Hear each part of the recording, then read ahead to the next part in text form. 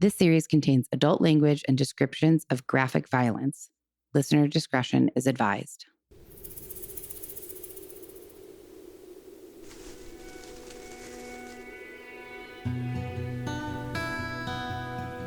Okay, so this story takes place in Colorado. Combination of an area in Colorado called Woodland Park and Florissant, Colorado. So Florissant, we're going to focus on that. The sense of place is really not what I'm just going to give you kind of a general picture of it. Florissant, Colorado, it's a small picturesque community in an area called Teller County. It's in the central, kind of the middle of the state between the Rocky Mountains, and known for its scenic beauty and rustic charm. It's about at 8,200 elevation. So it's mountainous. Yeah, it's very, very high up there. I mean, Mount Lemon's like at 8,000 feet, so it's like... Right, but living up there, like, you have a picturesque view of Tucson, right, on Mount Lemmon. Depending on where you're at. Right, and so for these people living in Florissant, if you're living at 8,000 feet above the rest of Colorado, you've probably a pretty picturesque view. Florissant is named after Florissant, Missouri, the hometown of one of the early settlers in the area. It means blooming or flourishing in French, which kind of reflects the natural beauty of its surroundings. It has a very small population. What's the population? 174 people. Oh, that's fucking dope. Yeah. That's like as many people are at like Fry's when I went for groceries tonight. I know, but think about it. Like, that'd be kind of cool though. It's like everybody like knows each other. Everybody knows everybody. It's very rural though. So people have, guys, as always, I'll just go ahead and this is my PSA, which often happens. Indiana is whining in the background. It's very difficult to cut that out of the recording. So if you do hear that, I apologize. And that's because Henry has stolen her sock. And he actually doesn't have her sock. I gave it back. Oh, really? She's just being difficult, girl. Yeah, she's just being a little whiny. She is kind of whiny. Hey there, Ryan Reynolds here. It's a new year, and you know what that means. No, not the diet. Resolutions.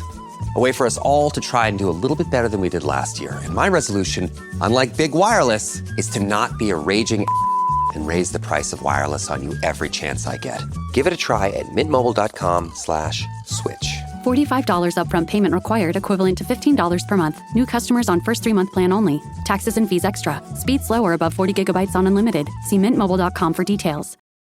But where were we at? Can we re-listen? We didn't get anywhere near the story. I was telling you about Florissant, Colorado, and I said there's 174 people.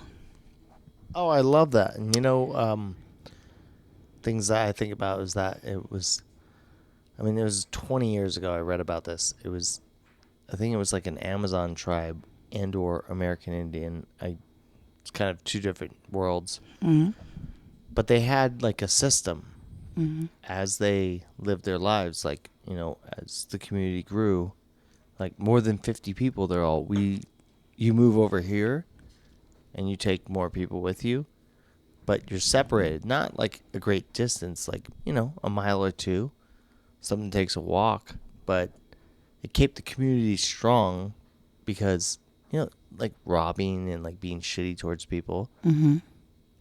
It just kind of made sense for them. So it was kind of a cool thing that I thought about with that. I like it. It's a very small community, 174 people. So just keep that in your mind when I'm telling you this story. Okay. So overall, Florissant is a quiet, nature-oriented community, perfect for those looking to escape the hustle and bustle of urban life and enjoy the great outdoors. A lot of ranch land, not far from Woodland Park, which is also where our story takes place, though I'm not going to tell you anything about that because it doesn't take too much place there. Are you ready? I am ready. I'm going to give you Wait a minute, give me a second. I have to deeply breathe. Deep breaths. Yeah. I'm going to give you a brief explanation. That I may cut this and put it like towards the beginning, but our story today is a chilling episode where we delve into the haunting murder of Kelsey Berreth, a young Colorado mother whose disappearance on Thanksgiving Day sparked a nationwide search. As we uncover the layers of this complex case, we'll uncover a tale of deceit, betrayal, and cold-blooded murder. Whoa. Mm-hmm. Let's hear it. Okay. Did someone fuck with the stuffing? Because that's a problem for me. Oh, Thanksgiving. Nah. All right. So first we're going to meet our main people in this story, which is Kelsey Berreth. She was raised in Moses Lake, Washington on a farm. She loved living on a farm. She loved the farm lifestyle. She was described as a fun-loving girl when she was younger, very responsible, compassionate, kind of quiet. She wasn't like a super extrovert. She was more introverted. And she worked on her parents' farm in Washington that they owned. And she would watch all these planes fly over the farm all the time, I guess. And so when she got older, she was like, I want to be a pilot. So she enrolled in aviation school at Big Bend Community College in Colorado, I believe. She got her private pilot's license and she was working as a flight instructor. And she loved it. This was her dream. Loving flying. Yeah. I've always wanted to get my pilot's license just so I can know. fly a small plane. I know. It's so sick. But you haven't because? Well, no, I didn't get into the military because I have color blindness and Yeah. bad vision. You know? Yeah. But as a private pilot, like a Cessna or something like that, you can do all that, I believe. Oh, really? Yeah. You just get certified. You can fly. Why don't you do that? Time. Yeah, that's fair. But it's also like pilots, you're certified to fly the plane during the day. And then the biggest one, though, is that I think it's very important, is to fly by instrument only. What does that mean? It means you're at night or in a storm and you rely on your instruments. What do you mean? You're whatever you see doesn't matter besides a fucking mountain. But you know what I mean? If Aaron's was wrong, but JFK Jr., he crashed his plane because he wasn't there was a difference in the weather, and he didn't know how to fly by just instruments. You just have to trust that you're at 4,000 feet. And your plane is kind of flying itself. Is that what you mean? No, you're flying it, but you're trusting the fact that the terrain, the maps that you have, your GPS, all that stuff. Gotcha. But you're flying and saying it's, pilots land all the time in storms and everything like that. It's cloudy and you can't see shit until you're on the ground basically. But you're flying saying I'm at 2,000 feet. All of this is making me not want to fly ever again. I mean, there's 9,000 commercial flights that fly every day in the United States alone. And the last time we had a crash on a commercial airline was in the 80s. That's not true. I don't believe you. Besides 9/11, but actual failure of a plane that killed everybody. Commercial flight? There has to be one since the 80s. It's been a long time. I think we're going to have to fact check this because I just maybe the 90s, but literally disagree. In America, though. Only America is what I'm saying. Oh, okay. There's been other planets. So I was going to say, But I'm saying recently. But think about 9,000 times a day. There's a day? A day in the United States of America. It's somewhere around there. That's how many commercial airline flights fly from city to city. It's a lot. There's and a lot. People aren't dying. Thank God. Thank God. All right, let's get back to it. Okay. No one was dying on Kelsey's flights. She was very diligent and dedicated to being a flight instructor. And so she was teaching other people how to fly. She took a lot of pride in it. But at 27 years old, she kind of felt like something's missing in my life. So prior to this, she went to aviation school. She learned how to fly, and then she took a job as a flight instructor. She's been doing that for a few years. And now, we're at 27 years old. And she's feeling kind of something's missing from my life. She really enjoyed growing up on a farm, how her parents raised her in Washington. So she was kind of I want that ranch life experience again. But she doesn't really have a lot of time to date because of her work, and she's very dedicated to her work. So in 2016, she decided, I'm going to check out some online dating sites. Don't they have the farmersonly.com? Sure do, and that's where she went. Yeah, it's exactly where we're she all went. Farming, let's screw around. She joined a site for people who were interested in dating other farmers or ranchers, or people interested in that. And she met this rancher from Colorado called Patrick Frazee. He sounds crazy. He does kind of from his last name, but Patrick was a rancher or a cowboy, but he really wanted to be called a cattleman. He liked to be called a cattleman. Which is a rancher. Right, which is a rancher. He was gentlemanly, very old school, really good at reading people, and very devoted to kind of this like rural life that he lived in Colorado. He had a property with a lot of acreage. He lived with his mom. Him and his mom were very close. They lived together in this house on his ranch, which was, I saw everything from 35 to over 100 acres. So either way, a very big piece of property. So Kelsey met Patrick online and they started talking. They were texting. Then they started talking on the phone. They started FaceTiming. And then in spring of 2016, Patrick visited Kelsey in Washington and met her whole family. And it went so well. Like her family loved him. Him and her had like immediate chemistry when they met. And it went so well that he, in that trip, that first trip when they first met, he convinced Kelsey to move to Colorado to be closer to him. He was like, you have to leave. You have to come live with me. Whoa. Mm-hmm. And I mean, it's easy for her to fly, right? yeah, that's right. Let me just take this up. It From is. Washington, Colorado, it's not that long of a drive. It was kind of a whirlwind romance. By May of 2016, they were engaged. Kelsey's family was like a little bit shocked at how quickly it developed. Kelsey bought a condo in Woodland Park, Colorado, which was not too far from Florissant, which is where Patrick lived. Like so they 20 weren't miles, something like that. Yeah, like they weren't living together. And then she also found a job as a flight instructor in Grand Junction. And by 2017, she was pregnant with a little girl. Uh-oh. Ruh-roh. Mm-hmm. So we're going to flash forward to December 2nd, 2018. Kelsey's loving her job.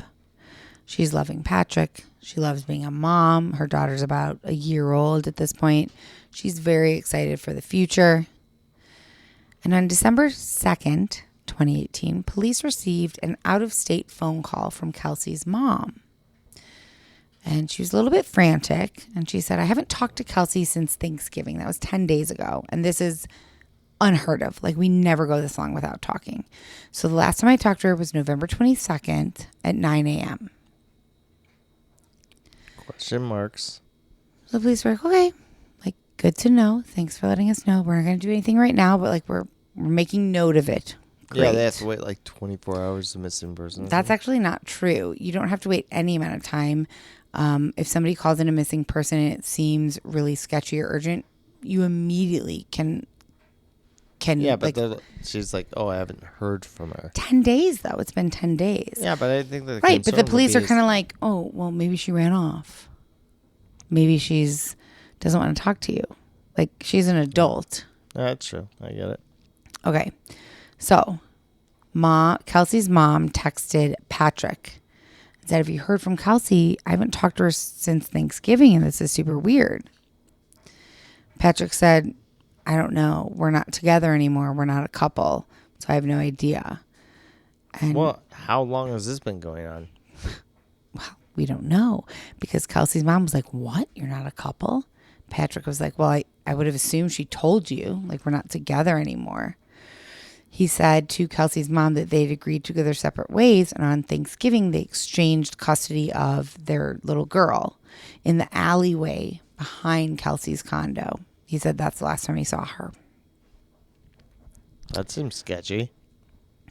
I mean, does it? Like in an alleyway? Like you don't do it in the house? An alleyway does sound sketchy, but I think it was just kind of like a kid, driveway behind her apartment. Yeah. Just a little child pass off. Yeah.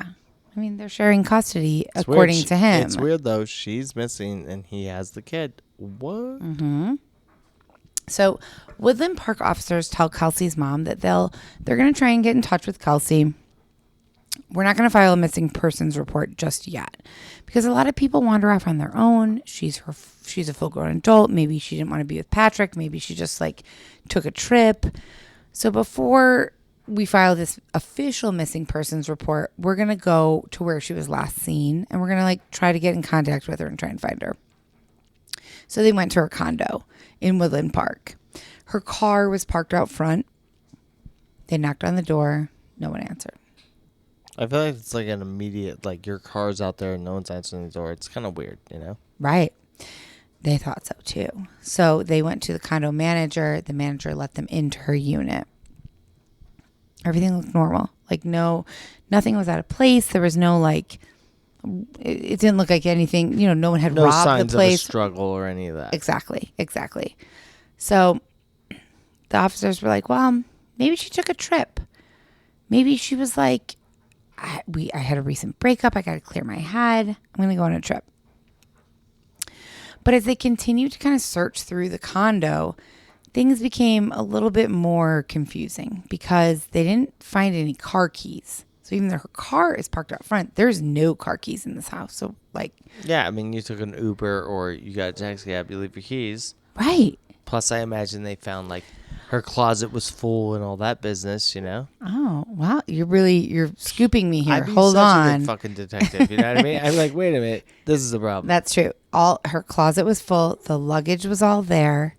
There was no indication that she went out of town, realistically. I mean, think about when we went to Belize. There was some shit that was out of order at both of our houses, you know what I mean? It's Totally. Like, when you're going out of town, it's you're like frantic okay, kind of at the last minute. There's the mail Right. left. It's like, I'm leaving town. It is what it is. Exactly. And so that didn't exist for them, for Kelsey, which they thought was like a little bit weird. So now, before they thought the breakup was kind of like a reason that like we shouldn't worry. Like maybe she took like a trip for a few days. Now they're thinking the breakup is a reason to worry. They're like, well, Suspect based number one on the breakup, like there's cause for concern. So they brought in the Colorado Bureau of Investigators, the CBI. What the fuck?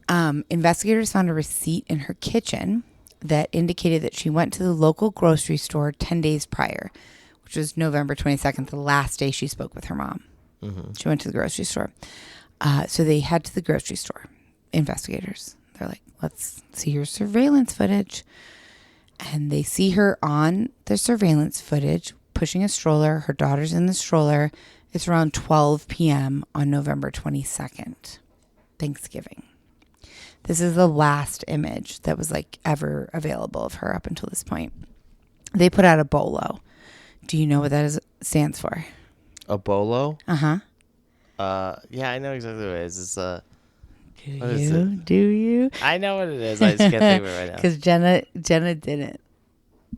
It is be on the lookout.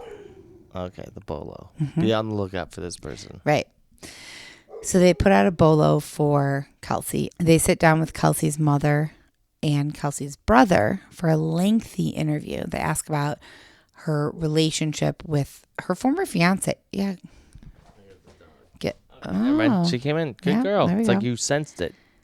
Did I say that they were engaged?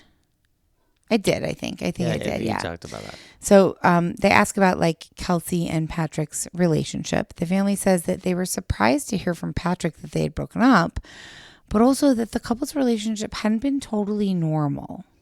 It was like a little unusual. So Kelsey really wanted to have this like family life and like raise their daughter together. But she would talk to her mom and say like things weren't working out exactly how she had hoped because Patrick lived in that property on that like multi-acre property in this house with his mom. And Kelsey she was in the city, which was also lived in a condo by herself. And so because she didn't want to live with his mom and he was not going to kick his mom out. So they didn't live together, even though they had a daughter together and they were engaged. Okay. So Kelsey would go to work and Patrick would take the baby. Kelsey would come home from work. She'd pick up the baby and then go back to her condo. Like they like basically lived kind of like a divorced couple, even though they were engaged and not even married yet. Really good. Right. Which was weird.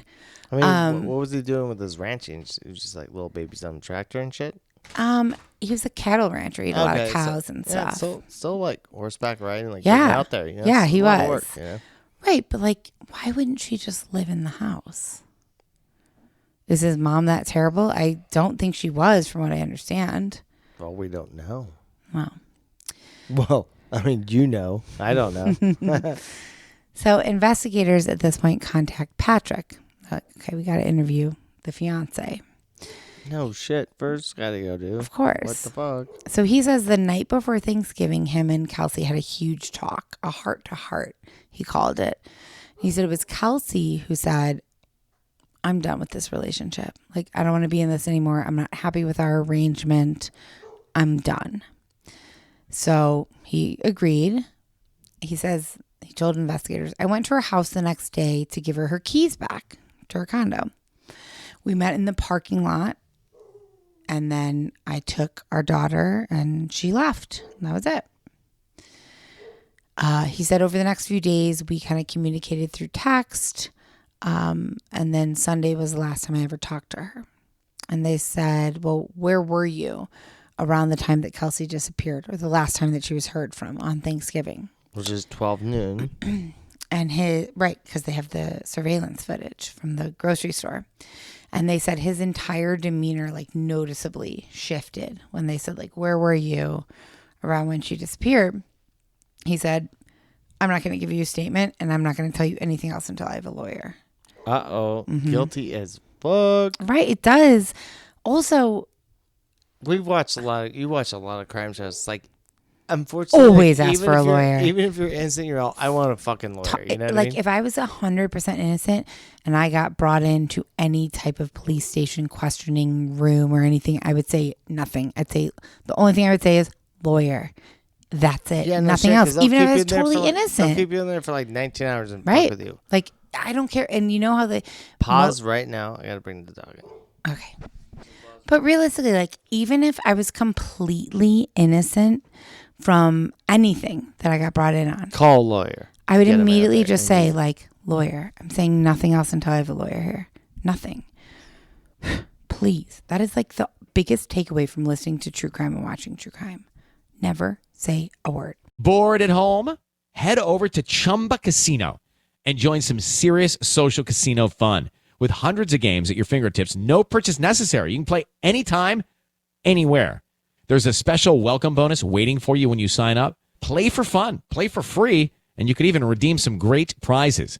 Visit ChumbaCasino.com and get ready to reel in the fun. Sponsored by Chumba Casino. No purchase necessary. VGW Group. Void where prohibited by law. 18 plus terms and conditions apply. So people are in shock sometimes when something happens. Right. And like, you don't know what to say. And it seems like even like if you're an innocent person, like you're like, oh, okay, whatever information. They're like, oh, okay, what you said this and then you didn't say this. Remember, we were watching American Rust, this show on Amazon Prime recently. Love it. So good. And they want to close cases. That's what it was. That the like chief was like to the detective, let's close this case. Like, you got to get on this and close this case. And like, so they're looking to close cases. So if you give them an inch, like a centimeter, they're going to try. They just want to close it sometimes. I'm not saying all cops or detectives, but like, that is a thing. Well, there's pressure and there, and you're in duress. You say the wrong thing, right. And then all of a sudden it's a problem. That's why immediately it's all lawyer up. Lawyer. Always lawyer up. That's like, it. Fuck you. I'm not talking to you.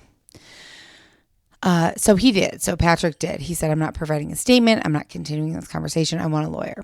So investigators submitted a warrant for Patrick and Kelsey's cell phone records. They also contacted Kelsey's cell phone provider to verify where her last known location was, because the last known thing that we have on any kind of CCTV is at the grocery store. Right. So the last time she was connected to a network was on November 25th in Gooding, Idaho.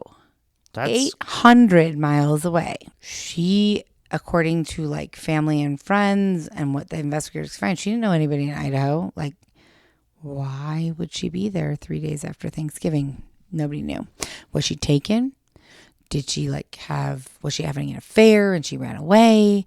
Did she maybe get on a plane and fly there by her? She was a pilot. She could have had access to a plane, got on a plane, flown there by herself without telling anybody.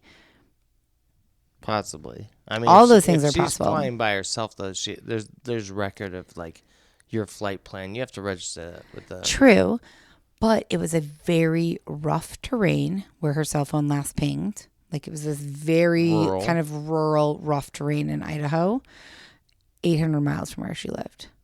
Kind of weird. So they called the sheriffs in Idaho, and they also had some from Colorado. They all went out. They did a grid search. A grid search around where her cell phone last pinged. Nothing. Found nothing. No cell phone, no Kelsey, nothing. So 2 days later, detectives are kind of trying to figure out what's our next step when Kelsey's family calls them with some disturbing news.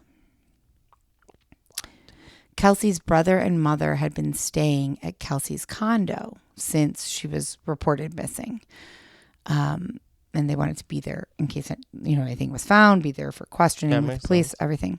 So when her brother was in the bathroom, he looked down and he saw what he believed to be blood on the toilet.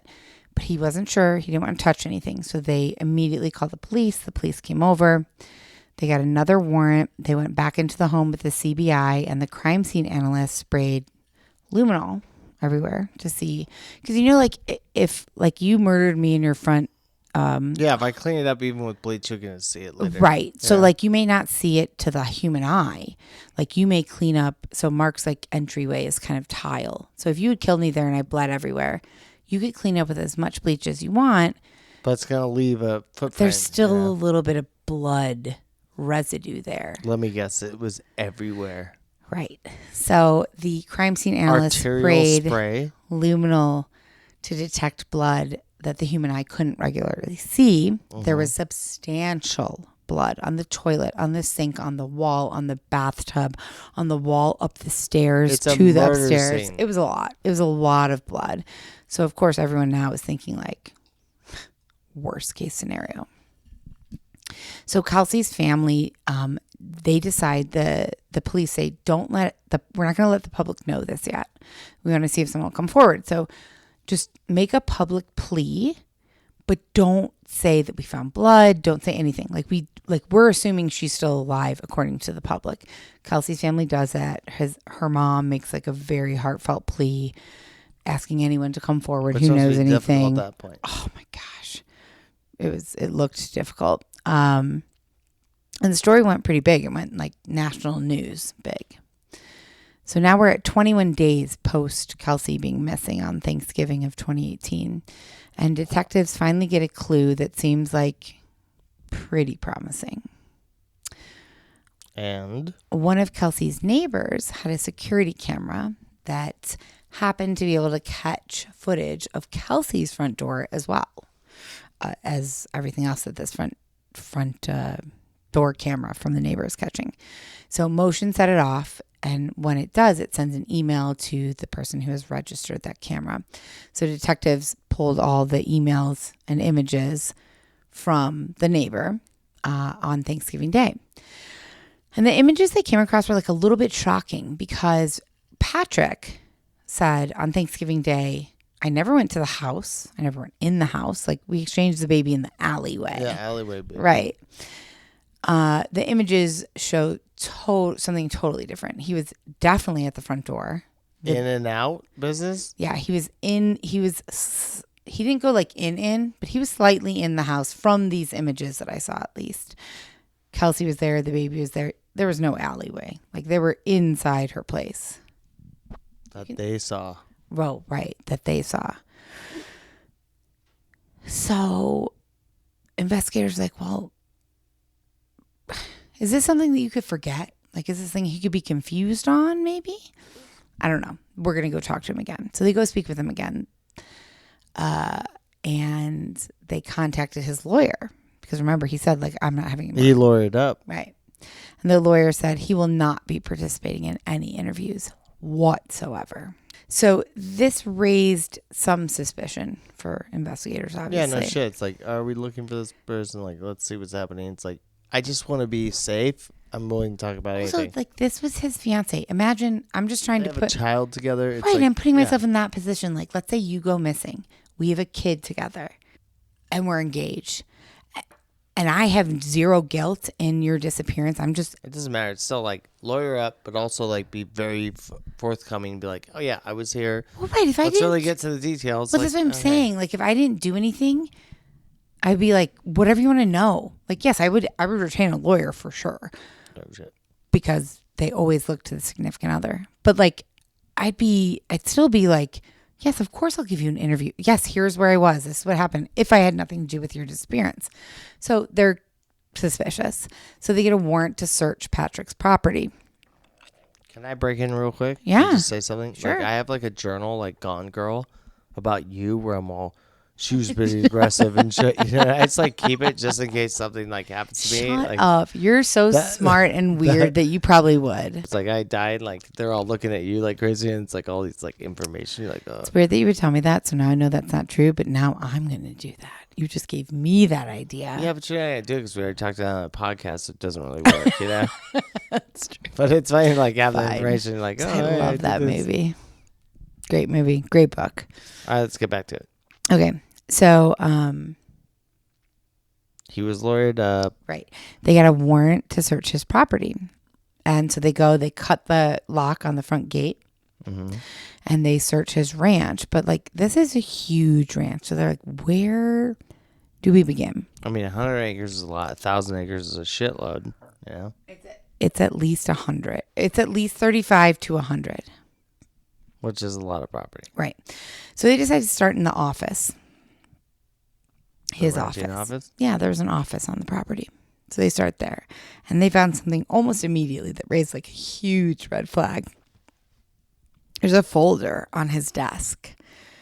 And there's a letter in it that he wrote about his alibi for November 22nd. Like he has already pre-written out this letter. Like this is where I was, and then I went here, and then I went here, and then I went here. And then he also had obtained images from like a local ATM for that day of himself from that ATM. Like he's like having like extra like, this is where I was and here's proof. And you know what I mean? He's like composed this So obviously folder it was alibi. a surprise, like warrant, you know, because he just left it on his desk. Right. They had him somewhere. Or whatever. Right. It was a surprise warrant. It is weird though.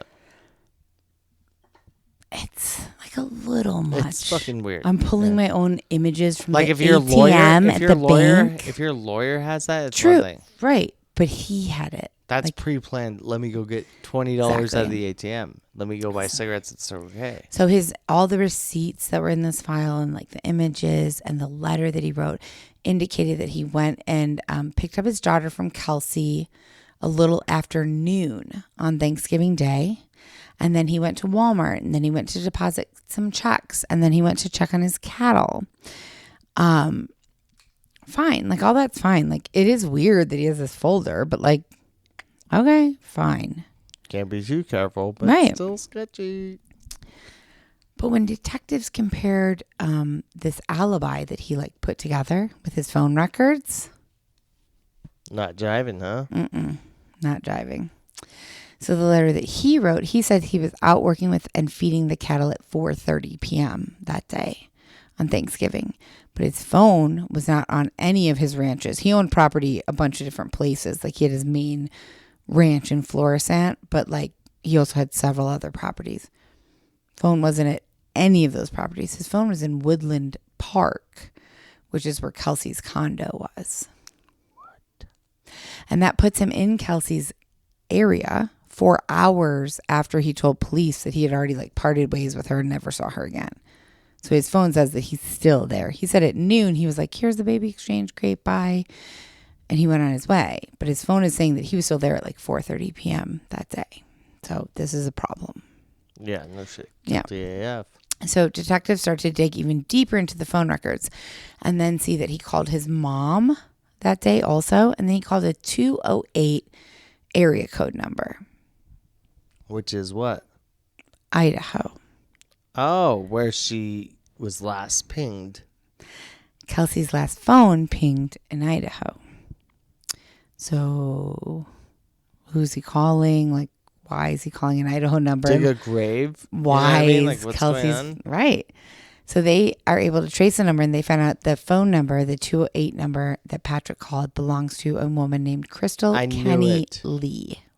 Sounds like a lover, you know? Like a murderous lover. Everyone's like, who the hell is this person? Who's Crystal Kenny Lee? Is it an affair? Is this a motive? Whatnot. So, because Kelsey was like missing for so long at this point, like detectives are under the gun. We're not wasting any time. So they were like, we're just going to call Crystal. We're going to call this 208 number and see what's up. She answers. One of the detectives says, hey, I'm a detective from blah, blah, blah, and I'm trying to find out information about what happened to Kelsey Berreth. I understand that Kelsey had a relationship with Patrick, and then from your phone records, I can see that you also had a relationship with Patrick. Uh-oh. And she said, yeah, I've known Patrick since 2006. We're business partners, and he's a friend, but I have no idea who Kelsey is. Weird. Business partner and friends, but like his fiance and person that is his child's mother, she doesn't know anything about. Right. Stupid Right. motherfucking answer. Well, so they start looking into Crystal. Mm-hmm. Crystal's a registered nurse working in a hospital in Twin Falls, Idaho. She was involved heavily in the local rodeo scene, which is kind of how she connected. Cowboy business. Right. Yeah, I get it. That's how she connected with Patrick. So detectives asked her, when's the last time you talked to Patrick? She says, Thanksgiving Day. She tells them, I decided to come down to Colorado to FLORISSANT because I was selling my half of a horse to Patrick. So she owned, she was invested in a horse. Very expensive horses. You can own a fourth of them, half of them. It seems weird, but that's a thing. She's half a horse in. Right. So she had half of a horse. Was it the horse's ass or like the other part? Come on, that's funny. So she arrived Saturday morning at 9 a.m., met with Patrick. She said the business deal fell through. She wasn't going to be able to sell him her half of the horse. So she got back in her car and drove 11 to 13 hours back to Twin Falls, Idaho. That's a long drive. I know, but it's a day later that her phone was pinged in that distance. So it's like, where was her phone in the car? What? So FBI agents are kind of skeptical of her story. They're like, Crystal was like FBI or CBI? both. They both are involved now. Okay. So Crystal's like really minimizing. She's like, yeah, I know Patrick. Like, we're business partners. We're not close. I don't really know him at all. I don't know Kelsey, whatever. I was there on the day the disappearance happened. Right. No coincidence whatsoever. Right. And I was willing to drive 13 hours to Colorado. I was there for like 2 to 3 hours, and then I drove so she drove 26 hours round trip for like a maybe business deal on the day that Patrick's wife disappeared. Seems kind of weird. Right. So And half of her horse didn't sell. none of her horse. I know. Come on, it's funny. You know.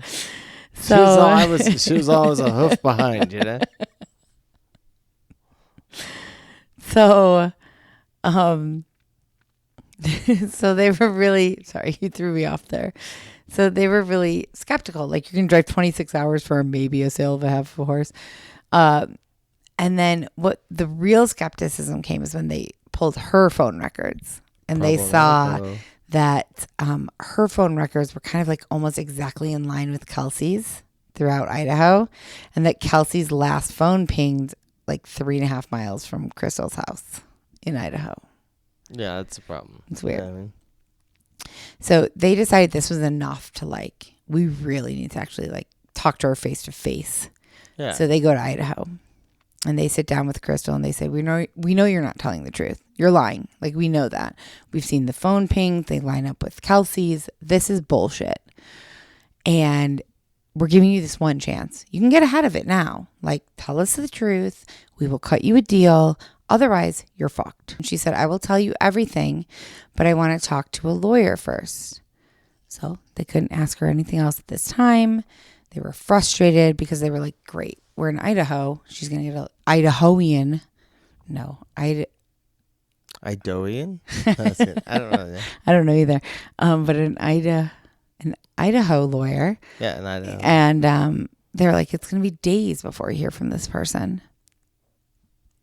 which is a question that I have, and I didn't look up purposefully because I feel like that's an interesting kind of bonus episode look up question. Like, let's say I get pulled in and questioned by police, and I'm like, I will tell you everything, but I'm talking to my lawyer first. How much time do I have to talk to my lawyer before they can be like, I mean, it's almost immediately. Like, if you call a lawyer, the lawyer would contact you. This is my client. Like, let's set up a time in like maybe a day or two or whatever it is. But yeah. Well, these detectives were like, oh my God, it's going to take days. But much to their surprise, about an hour after they left Crystal in Idaho, they received a phone call tip. It was a friend of Crystal's who called into the station in Colorado and like shared all this, and then somebody called them, these detectives who were leaving Idaho now.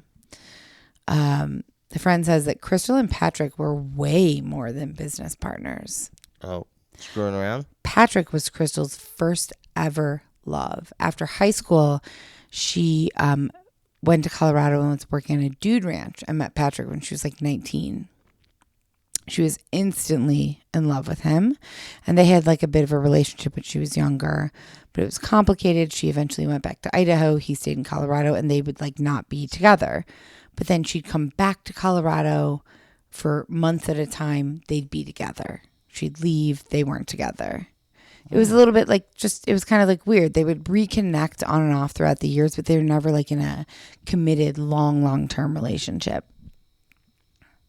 It went that way for like many years. And according to Crystal's friend who had called the police, Crystal was like, I know Patrick's never going to commit to me. Not fully. It's been years of this. He is the only person I love, but he's not going to commit to me. So I'm going to try to like make a life for myself and just leave Patrick in my past.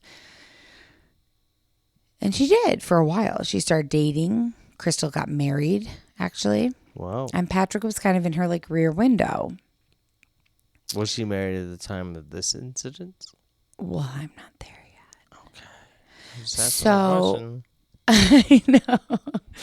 So while she was married, her and Patrick would still occasionally like flare back up. Like they'd start talking, she'd go visit him, they'd bang around, and then she'd go back home to her husband. Eventually, define banging around? like sexual relations. Okay. Obviously.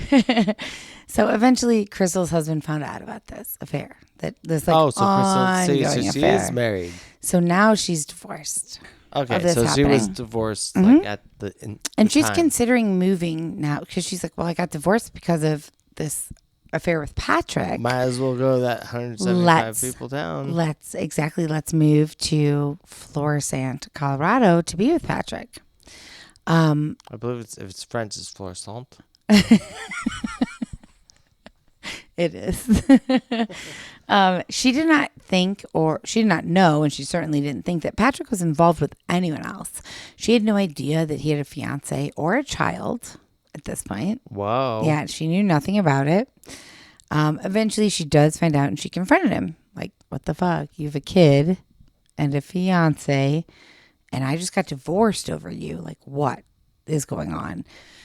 And Patrick says, I'm stuck. Like, I can't get out. Kelsey's such a bad mom. She's abusive. She's an alcoholic. She uses drugs. She like hits our little girl. She's really terrible. And so the only way that like you and I can be together and that I can get out from under this is if you help me get rid of Kelsey. And the friend told her this? The friend is telling investigators this. Jesus. Yeah. Like, question one is, I guess, obviously not the best friend because you told them all this and they're telling the cops. But also, like, who the fuck would tell anybody that if you're going to do that? Like, I guess they think it's normal or something. I'm all, hey, babe, by the way, like, this guy at work, I'm really nightmare, so I just got to kill him and things will be fine. You're all, oh, sweet, you want chicken or fish tonight? I'm like, let's just do this, you know? I'm all, don't forget to type out your alibi and, like, let's not forget. No, it's all super, super weird, obviously. You know what's good about this is, like, I know that you're too sweet to, like, ever do this and you're a reasonable person.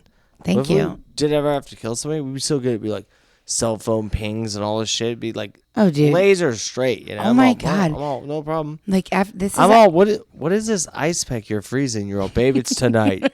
I'm all, who is it? You're all, the bitch at fucking Starbucks. Tired of it, you know? I would never do that. I'm all, let's take our SIM cards out of our cell phones and like and leave them here and then do this. Yeah, see, we'd be like... We're like on the camera at like the movies. We're all, hey! I'm all going to see Jurassic Park for the 19th time. They're all, this is weird. Why are they waving at the camera? It's like 19 debit receipts and shit, you know? So Crystal's friend is talking to the police, the investigator she called in, remember, and said, Patrick said, the only way we can be together and save my daughter's life is if we get rid of Kelsey.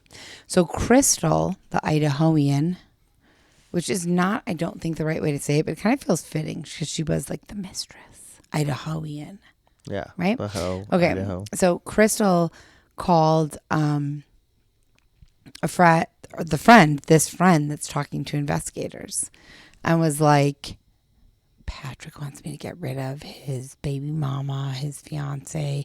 He thinks it's the only way we can. So she told this friend all of this. Jesus Christ. Apparently Idahoans are really close to each other. So now detectives are like, well, we have to talk to Crystal again. So they got the name of her lawyer. They called him and they said she has one chance.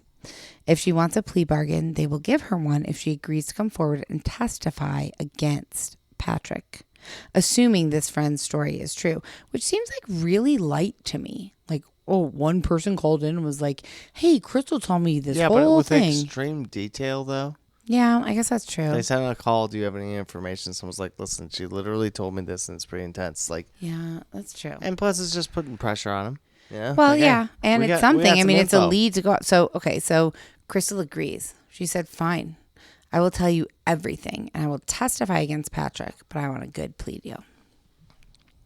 Whoa. So on December 20th, remember, Kelsey went missing on Thanksgiving, so the 22nd of November. So almost a month later, Crystal sits down with detectives. And when they ask her about what her friend had told police, Crystal says, yes, Patrick started to talk to me about killing Kelsey way back in September of 2018. So like months before Thanksgiving. Jesus. Mm-hmm. She says, Crystal said, I had never had any intention of harming Kelsey. I can't do this. But Patrick kept telling her, if you don't do this, like I could die, my daughter could die. Kelsey's terrible. She's going to beat my daughter to death. Like this is the only way for me and my daughter to survive. Except for call the cops and like. Or just like leave or like 18 other options aside from murder. So he's like inciting her to like help him kill his fiance, Kelsey. She's like, this is insane. I can't do this. She cuts off communication for about a week. And a week goes by and she's really missing him. So she's like, well, he was probably just like overreacting. He's not really going to do anything. So she like unblocks him. She gets back in touch with him. And on November 22nd, the night of Thanksgiving, Crystal got a text from Patrick and said, we need to talk. So she always bad called him and he said, you have a big mess to clean up here. You need to get out here right away and make sure you come prepared to clean up this mess. Whoa. Like a body mess? And Crystal was like, I don't. But she was kind of like frightened to ask. So she just got in her car and drove the 11 to 13 hours down to Florissant. Yep. Jesus. And if I told you that, you'd be like, I need details and like, I'm 5 minutes away. Oh my God. I would ask for so many details. She just got in her car and drove and he said, come to Kelsey's condo. And so Crystal shows up there after 11 to 13 hours of driving. And she knocks, nobody answers. She like tries it. It's open. She goes in and there's blood everywhere. And for whatever reason, this woman started to clean up. Sure did. Started to clean up all the blood. There were like several items that had so much blood she couldn't get them off, so she just like put them in a trash bag and was going to take them with her, but bleached the walls, bleached the bathroom, bleached the carpet, like bleached everywhere. Exactly, you wiped it. Yep, and everything. Everything. Yep. So after she finished cleaning, she met up with Patrick at his ranch in Florissant. Mm-hmm. And he told her, oui, monsieur. yeah, he told her exactly what he did. So Patrick explained it like this to Crystal. Your face isn't a lot like this. He said on Thanksgiving Day that he called Kelsey and he said, I have a surprise for you. I love you. I want to do something romantic for you. And I have a surprise for you. So meet me at your condo. And she was like, okay, great. So she met him at her condo and he said, I'm going to blindfold you. And I bought all these different candles because we're going to have such a romantic evening. And I want you to guess what each of the scents of the candles are. Like, tell me what it smells like. And of course, she trusts him. She's in love with him, father of her child. So she is blindfolded and he's like guiding her through the apartment. And there's like a table with all these candles on it. And he takes her and he like helps her lean down towards the candle. And she's leaning into the candles, smelling the candles. And then all of a sudden he comes up behind her with a bat and just beats her with a bat. Jesus. Just smacks her over the head. Their daughter was in the next room in a playpen. And he didn't kill her instantly because at one point she kept saying, please stop, please stop. But he was continuing to hit her over the head, face, and upper torso with a bat until she was dead. Jesus. And then he picked her up and put her in a huge plastic kind of garbage bag, rolled her up and put her in the back of his truck. He put their daughter in the front of his truck and then drove to his ranch in Florissant to have Thanksgiving dinner with his family. Jesus. And so at this point, detectives are like listening to this awful story from Crystal that Patrick had told her. They're like, why the fuck would you first of all drive 11 hours and then clean up? You walk in and there's obviously a murder has occurred and you're going to clean it up. Like, what are you doing? And so they're pressing her. They're like, why would you do this? Why would you do this? And all she kept saying is, he's the first person I ever loved. He's the first person I ever loved. He just had this power over me. And she was also afraid of him, is what she said. Well, it kind of makes sense. No shit. Pretty aggressive, you know? So she was like, I'm scared of him. I'll do whatever he asks. So after he did this, went to his ranch, had Thanksgiving dinner with his family. That she, at that same time of Thanksgiving dinner, was cleaning up Kelsey's condo. And found her phone. And then drove to the ranch to meet up after dinner with Patrick. And Patrick had a can of gasoline, and he had like a burn pile that this plastic tote with Kelsey's body in it was on. Poured gasoline over it, set it on fire, and then convinced Crystal, who was now there because she'd come to meet him, please take Kelsey's phone and purse and take it with you when you go back up to Idaho and get the fuck out of here and go back up to Idaho. Bye. And Crystal was like, setting her up for the crime. Okay, I guess I'll do Jesus. that. And so she took the Drive to phone, the police station, for purse, Christ's sakes. and drove back up to Idaho. Which is why. What? Which is why Kelsey's Very phone was pinging there, Very obviously. confusing. Very confusing. It's also very confusing, like, I can't even convince you to, like, do certain, like, just reasonable shit. You know what I mean? I'm all listen, like, I just murdered this person. Can you take their phone and, like, drive 13 hours? Sure. I'm all, I forgot seltzer water. You're all, I'm just not going back to the store. Like, fuck, dude. I can understand being, like, infatuated. Like, we've talked about this. We've talked about exes, like, people that we've been in love with. Like, I can think about people that, like, have like, had, like, a hold over me. Like, I was captivated with them. I was so in love, or I was so young.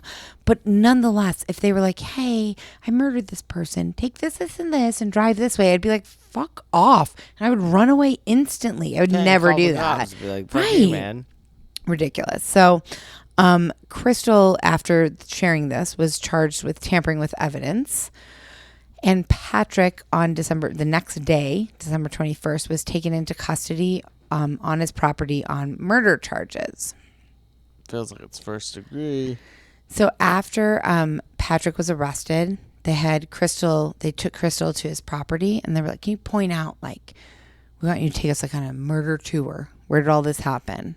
Yeah, it's like, Right. what's going on? So they had her walk them through where she parked that night when she came up on Thanksgiving, where they burned the body, where she went after she had parked. She showed them all of this. And the FBI at the burn pit where the body was burned, they excavated the whole entire thing. And there was really nothing usable or useful from this except for a tooth. Really? And so they found this tooth, which was confirmed to be a human tooth, confirmed to be a female human tooth. And there was DNA present on the tooth, but it was like so little they couldn't get a full DNA profile to like match it Must have been a big to fire. anybody. Yeah. They also took, and I saw a video of this, they took Crystal to Kelsey's condo and said like, and Crystal had this like stick, and they were like, can you point out where the blood spatter was, like where? And so you see Crystal like, well, I cleaned up here and I cleaned up here. It was so creepy. November 1st, 2019, Patrick's trial began. Prosecutors were saying that he put 29-year-old Kelsey, her body after he killed her, into a black plastic tote and burned it on his property. They showed all this video of him doing these errands on Thanksgiving Day, hours before, or of her doing all these activities on Thanksgiving Day, hours before her disappearance. She purchased beer and flowers and ingredients to make sweet potato pie for the holiday. She had no idea that like the whole time Patrick was scheming to kill her later that day. It's a lot. They painted him as a cold, calculating killer, and said while Kelsey was planning a future, this man, Patrick, was plotting her death. The defense countered and said that why would he kill her on Thanksgiving Day when there's all these people over for Thanksgiving? Like, this is the stupidest plan. Anybody who's going to kill somebody would never do this. This is a dumb plan. And it's kind of a good defense, honestly. Except for it gives you an ultimate alibi if you can get away with it. Right. But they said if you plan to murder someone, you don't tell all of these people, and you don't do it when there's all these guests on your property. He may be a fool, but that doesn't mean that he's guilty, is basically what they said. But really the most important testimony was Crystal's, because this whole case, they didn't have DNA from, right, they didn't have DNA from the tooth. There's no physical evidence at this point. They can tell there's blood there, but they weren't able to test it. They didn't know that it was Kelsey's. They didn't know whose it was. They could just see the remnants of it. The tooth, no DNA. So they only have Crystal's testimony. So her credibility, like making the jury believe that like she is like trustworthy, Yeah. the most important thing. I imagine the defense attacked the shit out of it. They attacked it so much. And Patrick apparently during the trial was like staring at her so intently, like with this very intimidating look on his face, almost like he was trying to intimidate her out of telling the truth. You know, he was like, I mean, I've watched enough. Don't you say shit. Exactly. So prosecutors are kind of like, fuck, are we screwed here? Until 6 days into the trial, when a pretty important piece of new evidence came forward. What? A former Teller County inmate and his attorney contacted this trial, the prosecutors, and said that while he was in prison with Patrick wrote him a bunch of notes, handwritten with pencil on paper, and this former inmate still had it. Patrick was trying to convince him to get his gang members, this former inmate was part of a gang, had a bunch of people outside of prison, trying to get this inmate to get his gang members to take care of multiple witnesses tied to the investigation, including his mother-in-law, Kelsey's, or soon-to-be mother-in-law, Kelsey's mother, several of the investigators on the case, and even Crystal was on the list. Oh, so I was away in trial was trying to get this shit done. So the former inmate had these pieces of paper with handwritten notes that were matched, like former Patrick's handwriting. That guy, saved some time on his trial, Oh, he totally did, for sure. Jizzles. And I saw the notes, and it's like in capital letters, it's like, please help me, please, please, please. My life, my daughter's life depends on it. I need you to take out these people, blah, blah, blah, and lists them. It's kind of like black and white evidence. He was going to extreme lengths. So that kind of sealed the deal. Yeah. On this. He was convicted of first-degree murder and 3 counts of solicitation to commit murder. He was sentenced to life in prison without the possibility of parole, plus 156 years on top of that. So he's in prison for the rest of his life. Forever. For sure. Yeah. It's so weird though, when they convict, it's like life without parole. That immediately means you don't get parole. Right. Plus 100, it's kind of a waste of time, So Crystal received 3 years in prison for tampering with evidence. Mm-hmm. And nobody really thought that this was very fair. She cleaned up Kelsey's blood. She was an accomplice. There during the body burning. Right. It's you kind of an asshole. Without her, Patrick would have never been convicted. So she was eligible for parole in 2021 at 35 years old. But after her sentencing, she filed an appeal, arguing that her 3-year prison bid was unconstitutional because it exceeded the maximum charge for her, the maximum amount of time for her charge. She was tampering with evidence. It's 18 months is the maximum. Yeah. And they sided with her, and they ordered the case back for resentencing, and resentenced her to 18 months, which meant that she was able to get out immediately. And time served. Yeah. So she has been released from prison and is out living her life. Yeah, it's crazy. There's people in jail for weed. You know what I mean? And I know. There's a body. You cleaned up evidence, oh, you sold some weed. You're in prison. Yep. It's crazy. But Patrick is still in prison, he will be for the rest of his. He will be for the rest of his life, which is so important because. And he's in Colorado. Mm-hmm.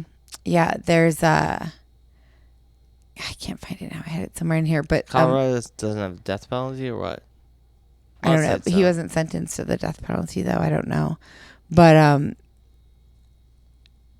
one of the officers, I can't find it now, said, "I've been doing this for 37 years, and this is the most evil person and the most horrific, senseless murder that I've ever seen in 37 years." Which I don't know, working anywhere. Oh, yeah. One detective says in 37 years of policing, Patrick is the most evil human he's actually ever encountered. Which means just talking to him you're talking about his stare and shit. He just comes. Yeah. So anyways, that is our murder story. Well, it's a pretty interesting one. It was. And our thoughts and prayers go out to Crystal's family, Kelsey's family especially, and I don't know, Patrick's family. I don't know. I have sympathy for all of them, I guess. But fuck Patrick. Yeah. And fuck Patrick. Thank you guys for listening. Me and Jenna will be back next week with a new episode. Please follow us on Instagram, TikTok, Facebook, all the things. Visit our website, deathbysouthwest.com. Leave us a review on Apple. Join our Patreon. All of it, or send us a voicemail or text message or email. There's so many ways you can get in touch. And we love and appreciate all of you. Thank you. Good night. Stay classy, San Diego. No, but really, she's going to post that shit on something of that coyote in the middle of the road. I already posted it. Oh, well, anyways, that looks exactly like Indiana. I think that might be Indiana. I thought she beat me to the job site today. It was really a great little footage. Okay, bye. Thanks, guys. Bye. Love you. Death by Southwest is hosted by Jenna Schneider and Margot Carmichael. Executive produced by Margot Carmichael. Produced by Jenna Schneider. Audio editing and sound design by Margot Carmichael. Music by Soundstripe. And a special thanks to Edward R. Murrow for letting us borrow his famous sign-off phrase, good night and good luck.